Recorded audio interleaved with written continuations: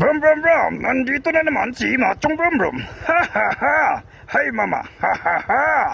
Mga kabumbrum, may nakita na naman tayong tutulog sa tabi ng kalsada mga kabumbrum. Bigyan na naman natin ito ng pagkain. Let's go! Punta tayo sa Chowking mga kabumbrum para bumili ng pagkain para bibigay doon sa natutulog sa tabi ng kalsada. Tutulong na naman tayo ngayong gabi mga kabumbrum doon sa natutulog sa tabi ng kalsada. Kabigay na naman tayo ng pagkain at saka pera mga kabumbrum. At least man lang sa ganitong paraan nakatulong na naman tayo. Let's go mga kabumbrum. Pabili na tayo ng pagkain. Let's go! Andito na tayo sa may Chowking mga kabumbrum. Bibili na tayo ng pagkain para ibigay doon sa tulog sa tabi ng kalsada. Sige. Dito na tayo mga kabumbrum. Bibili na tayo ng pagkain. Let's go! Ito na mga kabrumbrum, nakabili na tayo ng pagkain sa Chowking at may 1,000 pesos na pera. Ibigay na natin ito kay ate na natutulog sa tabi ng kalsada. Let's go!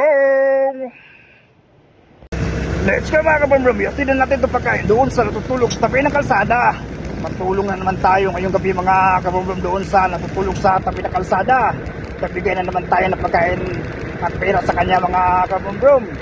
At least man lang napasaya natin siya mga kabrumbrum ngayong gabi. Kahit sa ganitong paraan mga kabumbrum, nakatulong tayo sa kanya mga kabumbrum. Ganitong paraan, napasaya natin si ate at bigyan natin siya pagkain. Let's go mga kabumbrum, ihatid na natin itong pagkain kay ate. Let's go!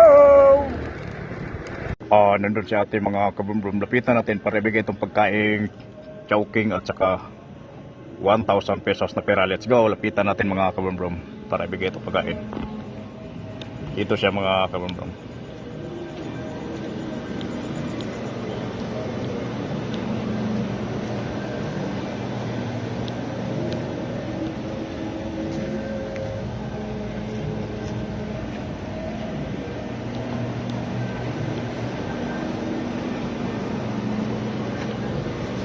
Let's go mga kabumbrum, bigyan na natin pagkain kay ate. Let's go!